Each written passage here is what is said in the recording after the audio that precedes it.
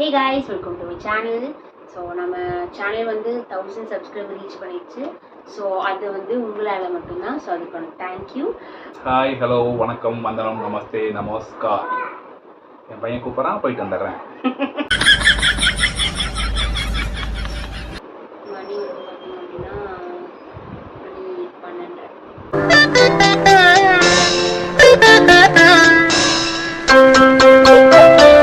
சங்கீத ஸ்வரங்கள் long time ஒரு லாங் வீடியோ போடணும்னு சொல்லிட்டு ரொம்ப நாளாவே ஒரு ஐடியா இருந்தது.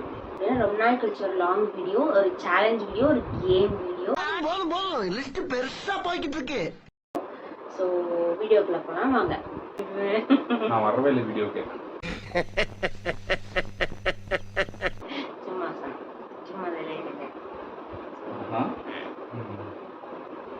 முதல் கேள்வி நான் தான் எடுக்கிறேன், சரிங்களா? அது கேள்வி இல்லை, அது டேரு. முதல்லே வந்துட்டு பார்த்தீங்கன்னா சுத்தல்ல விடுது, ரோல் ஆகுது. நம்மளுக்கு ஒர்க் பிளேஸில் ரிவெஞ்ச் எடுத்துருக்கியான்னு கேட்குறாங்க. நமக்கு அந்த பழக்கமே இல்லை, ரிவெஞ்ச் பழக்கமே இல்லை. ஸோ அதனால அந்த ரிவெஞ்ச் வந்துட்டு எடுத்ததில்லை. ஆமாம், வீட்டில் மட்டும்தான் ரிவெஞ்ச் எடுப்பேன். ஒர்க் பிளேஸில் வந்துட்டு ஒர்க் பிளேஸில் வந்துட்டு எடுக்க மாட்டேன். எல்லாமே வந்து ரிவெஞ்ச் நம்ம இன்னைக்கு எடுக்கிறோம், நம்ம இன்னைக்கு யாருக்காவது ரிவெஞ்ச், அதான் ஆல்ரெடி அவங்க ஒருத்தவங்க பண்ணியிருப்பாங்க, அதை நம்ம ரிவெஞ்ச் எடுக்கணும் அப்படின்ற மாதிரி பண்ணோம் அப்படின்னா அகைன் இன்னொரு டைம் அவங்க வந்துட்டு பண்ண ரிவெஞ்ச் தான் எடுப்பாங்க. இன்னைக்கு வந்துட்டு பார்த்தீங்கன்னா அப்படிதான். இன்னைக்கு கொஞ்சம் கோபமா இருக்கிறதுனால அட்வைஸ்லாம் போக வேண்டியது இருக்குது.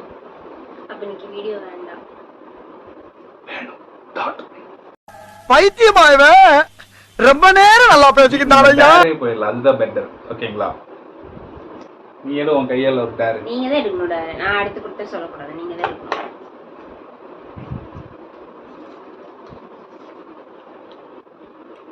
வீடு துடைக்கணுமா?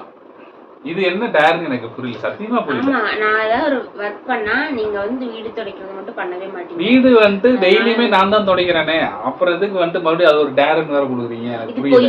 இது போய் நாடே மக்களே, நீங்களே வீடியோ பார்த்துருப்பீங்க, எத்தனை நாள் நான் வீடு துடைச்சிருப்பேன், விளக்குமாறு என் கையில இருந்திருக்கும்னு சொல்லிட்டு. நீங்களே சொல்லுங்க யார் துடைக்கிறாங்கன்ட்டு. சரி, ஓகேங்களா? சரி, எதுக்கும் ஆசைப்படுறாங்க, அவங்களுக்காக ஒரு வீடு துடைச்சு ஒரு வீடியோ ஒன்று எடுத்து போட்டலாம். ஆஃபீஸ் வந்து காலையில 10 மணிக்கு, ஐயா 10:30க்கு தான் போவாரு. இதெல்லாம் கட் பண்ணிருங்க, ஆபீஸ்ல இருந்து எல்லாரும் பார்ப்பாங்க, அதனால இதெல்லாம் கட் பண்ணிருங்க. அதுக்கப்புறம்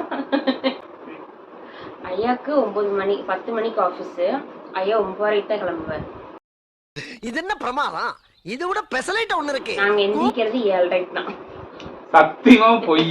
நாங்க எந்திரிக்கிறது 7:30 மணிக்கு. அதனால எந்திரிக்கிறாங்க.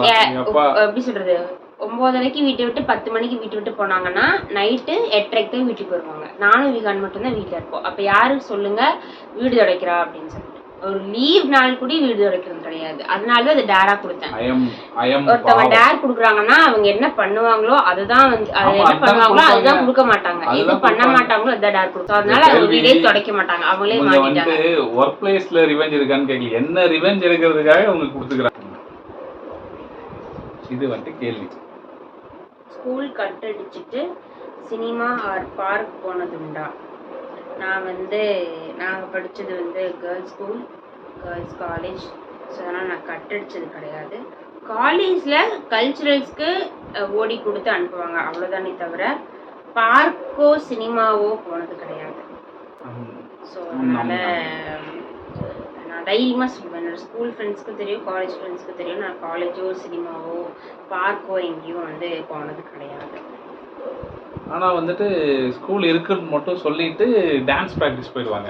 ஆமாம் ஆமாம், அதுக்கு பேர் கட்டு வராது. நம்ம வந்துட்டு ஸ்கூலுக்கு போன அன்னைக்கு கட்ட வச்சுட்டு போனால் தான் கணக்கு.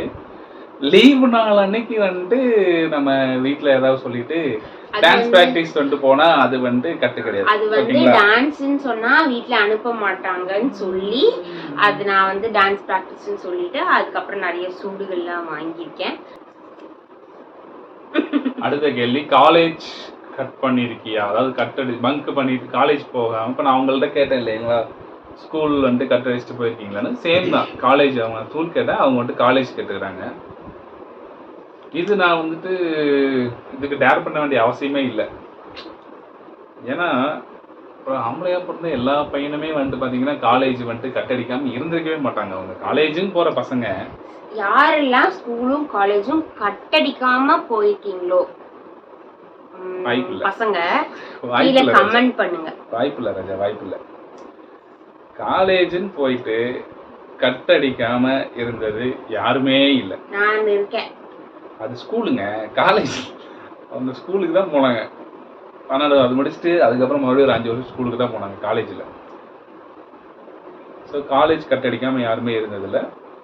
It happens.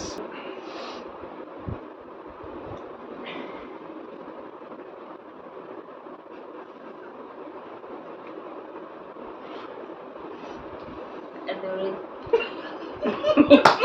அப்படி சொல்றதுன்னு தெரியல. ஆயாலதான் வாயாலதான். ஆனா அங்க எழுதி இருக்கிறது ஆயாலதான் எழுதியிருக்கேன். அத வந்து கம்போஸ்ட்னு எழுதியிருக்காங்க. கொஞ்சம் டீசெண்டா படிக்கிறேன். பாத்ரூம் போறப்போ பாத்ரூம்ல தண்ணி வராம இருந்திருக்கியா? கூட தண்ணி இல்லாம இருந்துடலாம். இதுக்கு தண்ணி இல்லாம போனா அசிங்கமா போகணும். கரும. ஆக்சுவலி வந்து இதுக்கான ஆன்சர் வந்து ஆமா இருந்திருக்கேன். சரி, இப்போ நான் வந்துட்டு இன்னொரு கேள்வி இருக்கிறேன். அதாவது அடிதடியில ஈடுபட்டிருக்கியா? பொலன்னு பொழந்திருக்கியா? வாய்ப்பே இல்லை. நான் வாழ்நாளில் சண்டையே போட்டதில்லை. ஸ்கூல் படிக்கும்போது 1வது 2வது படிக்கும்போது அது சும்மா சண்டை வரும். பட்டு அந்த மாதிரிலாம் சண்டை வந்துட்டு போட்டதே இல்லை. யாருக்கூடையும் நான் வந்து சண்டை போட்டதில்லை. சண்டைக்கு பொதுவாக போக மாட்டோம். என்கிட்டையும் யாரும் அவ்வளோக்கா சண்டைக்கு வரமாட்டாங்க. அதனால சண்டை போட்டதில்லை. நான் எடுக்கிறேன் நெக்ஸ்ட் क्वेश्चन. எனக்கு வந்து ஆர்வமா இருக்கு. நீ நெக்ஸ்ட் என்ன क्वेश्चन எடுக்க? பல்லு விளக்காம கஞ்சா குடிச்சிருக்கியா?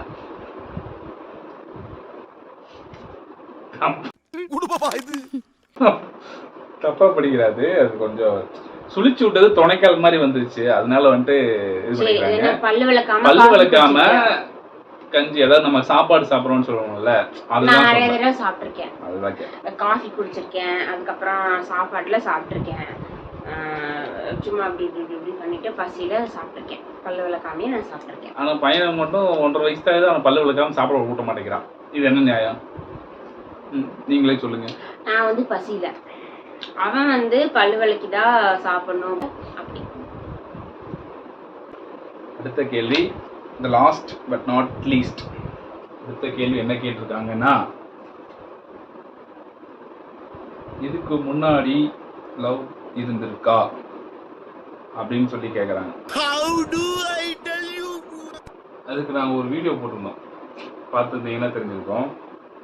ஷார்ட்ஸுமே சின்ன வயசுலேருந்து படிப்புன்னு இருந்ததுனாலேயே நம்மளுக்கு இந்த லவ் இதெல்லாம் வந்துட்டு பார்த்தீங்கன்னா செட் ஆகாமையே போயிடுச்சு.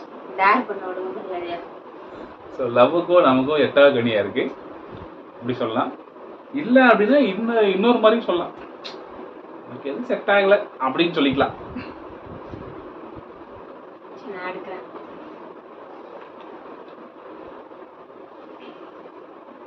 ஷார்ட்டா இருக்கமேன்னு ஃபீல் பண்ணியிருக்கேன். ஷார்ட்டா இருக்கேன்னு ஃபீல் பண்ணது வந்து ஒரு 50% தான். ஷார்ட்டா இருக்கேன்னு ஃபீல் பண்ணியிருக்கேன். ஷார்ட்டா இருக்கேன்ட்டு ஃபீல் பண்ணியிருக்கேன்.